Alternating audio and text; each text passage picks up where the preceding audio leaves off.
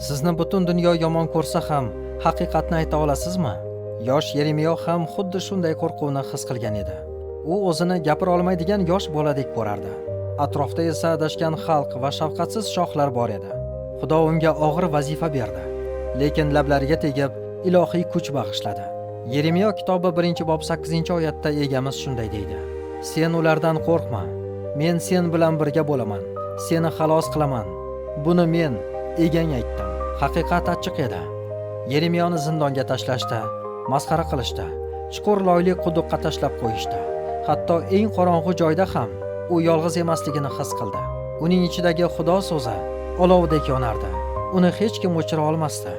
Jasorat qo'rquvning yo'qligi emas, bu Xudoga to'liq ishonishdir. Bugun sizning navbatingiz. Haqiqatni aytishdan qo'rqmang, chunki egamiz siz bilan. Xo'sh, siz haqiqat uchun hamma narsadan voz kechishga tayyormisiz?